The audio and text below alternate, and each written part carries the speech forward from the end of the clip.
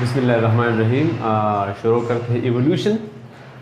इर्तिक़ा, evolution क्या है? Evolution के बारे में लोगों का क्या कॉन्सेप्ट है? सो इवोल्यूशन, तो it is the gradual change in the structure of an organism we called evolution. किसी भी ऑर्गेनिज्म की शक्ल में चेंजेस आ रही है आहिस्ता आहिस्ता। This slowly and gradual change in the structure of an organism we called evolution. अब ये इवोल्यूशन हमें बता रही है कि organism when, how and where originates, कि ऑर्गेनिज्म कैसे और कहाँ पे ओरिजिनेट हुई है, ठीक है, और कब ओरिजिनेट हुई है, ये हमें बता रही है इवोल्यूशन। इवोल्यूशन दो टाइप के होते हैं। एक होते हैं हमारे साथ माइक्रो इवोल्यूशन, और दूसरा है मैक्रो इवोल्यूशन। माइक्रो इवोल्यूशन है small changes in the structure of an organism. Organism में छोटी छोटी चीज़ों में बदलाव आ जाना, जैसा कि मिसाल के तौर पे हाइट में, स्किन कलर में, आई कलर में, ठीक है। इस डिफरेंस को हम कहते हैं माइक्रो इवोल्यूशन। मिसाल के तौर पर हज़रत आदम अलैहिस्सलाम की हाइट थी 60 मीटर, 60 गज़ का हाइट था। हमारा हाइट तो इतना नहीं है। सो ये है माइक्रो इवोल्यूशन। हम सब इंसान एक दूसरे से मुख्तलिफ है, ये भी है माइक्रो इवोल्यूशन। मैक्रो इवोल्यूशन, जब बहुत से सारे माइक्रो इवोल्यूशन मिल जाते हैं तो एक मैक्रो इवोल्यूशन में आता है। इसमें स्पेसिएशन होती है, एक स्पीशीज दूसरी स्पीशी का बन जाना, this is called macro evolution. मिसाल के तौर पर मन किसी इंसान का बन जाना, this is called the macro evolution. So हम हालांकि मुस्लिम है तो we can not believe in this macro evolution, we can not accept that. अलबत्ता माइक्रो इवोल्यूशन ज़रूर है। अभी इस इवोल्यूशन के बारे में बहुत सारे कंसेप्ट्स हैं, ठीक है। पहला कंसेप्ट है स्केला नेचुरा। ये स्केला नेचुरा ये एरिस्टोटल का कंसेप्ट है, एरिस्टोटल।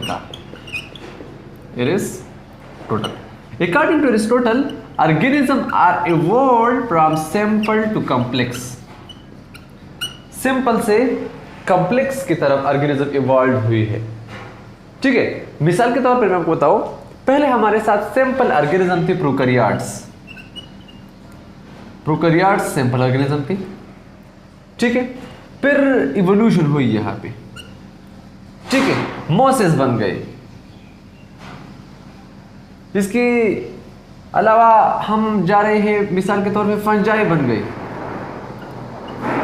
ये प्रोकैरियोटिक सेल है, ये दोनों यूकैरियोटिक सेल है। फर्दर मॉडिफिकेशन होती है और लास्ट में एनिमल यानी ह्यूमन तक बात आती है। तो ये सिंपल से कॉम्प्लेक्स तक का जर्नी है। सो यहाँ पे एरिस्टोटल ने एक वर्ड यूज की है, ladder of nature. So organism moves रंग बाय रंग ऑन लेडर ऑफ नेचर। ये नेचर की एक सीढ़ी है। इस सीढ़ी में ऑर्गेनिज्म सिंपल से कॉम्प्लेक्स की तरफ इवोल्यूशन हुई। इसमें कुछ मॉडिफिकेशन हुई है, फिर मोसेस में, फिर फर्न्स में, फिर फंजाई में, और आहिस्ता आहिस्ता सिंपल से कॉम्प्लेक्स की तरफ ऑर्गेनिज्म मूव हुई है। दूसरा कंसेप्ट है क्रिएशनिज्म का कंसेप्ट है। थ्योरी ऑफ क्रिएशनिज्म हमें ये बता रही है कि the whole universe is suddenly created, ठीक है। Universe is created suddenly, creation हुई है यूनिवर्स की, और ये it is created by a supernatural force. It is created by a supernatural force, and the supernatural force is the God Almighty. Allah Almighty is the supernatural force. According to this creationism, the whole universe is created in 6 days.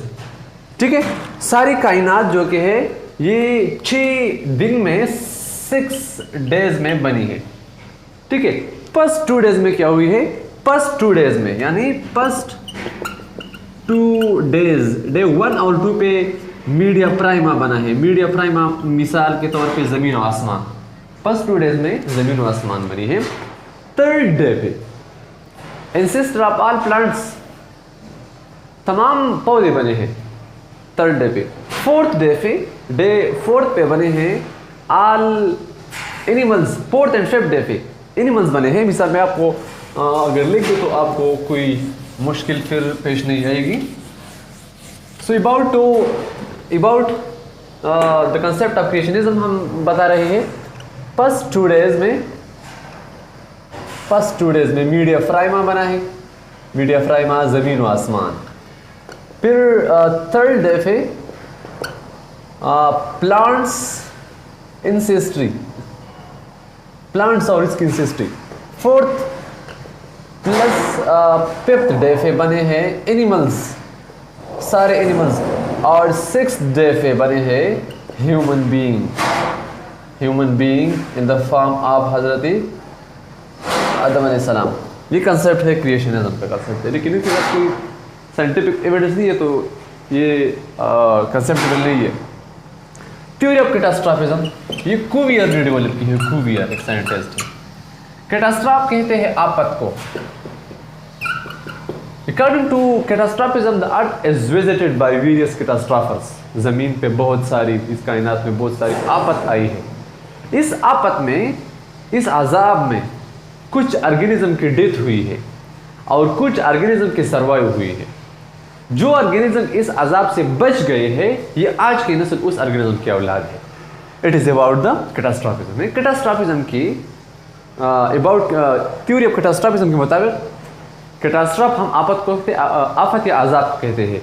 So according to this the earth is visited by various catastrophes. Earth is visited by various catastrophes, जैसा कि तूफान नूह आया है, ठीक है।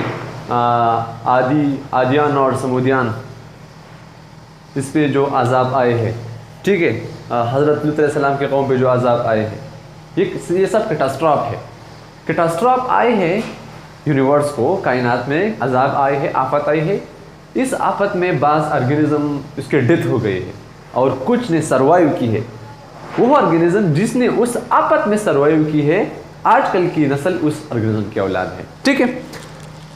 Concept है for uniformitarianism, it is called theory of eternity of life. According to this concept there is no modification, there is no evolution. इंसान और हर कोई ऑर्गेनिज्म जिस हालत में पहले पाया जाता था अब भी उस हालत में है। सो ज़्यादातर चेंजेस नहीं आए हैं, ठीक है। यूनिफॉर्मिटेरिज्म के मुताबिक अबाउट दिस थ्योरी, ये थ्योरी हमें एक्सप्लेन करती है कि पहले फॉर्म यानी हर ऑर्गेनिज्म अपने ओरिजिनल फॉर्म में प्रेजेंट है, ठीक है। लामार्किज्म इंशाल्लाह इस पे एक अलग क्लास होगी लामार्किज्म पे, theory of inheritance of acquired character. इस पर इंशाल्लाह का अलग क्लास दूंगा, बहुत ज़्यादा डिटेल में इसमें। और डार्विनिज्म में भी इस पे भी इंशाल्लाह ताला एक अलग क्लास होगी। ये according to Darwinism organism survive करेगी, वो ऑर्गेनिज्म सर्वाइव करेगी जो एनवायरनमेंट को बेस्ट प्रिपेयर्ड हो, और फिर उसमें चेंजेस आएगी और फिर स्पेसिएशन होगी। सो इन लामार्किज्म और डार्विनिज्म में भी हमें स्पेसिएशन के बारे में बताया जा रहा है कि ऑर्गेनिज्म में क्या हुई है, स्पेसिएशन हुई है, मतलब ये है कि मैक्रो एवोल्यूशन हुई है। तो इंशाल्लाह इन दोनों पे एक अलग अलग क्लास होंगी, और लामार्क ने कुछ गलतियाँ की है, कुछ अच्छे पॉइंट्स है, सब इंशाल्लाह ताला एक सेपरेट क्लास में डिटेल से बताएंगे इंशाल्लाह। Thank you so much.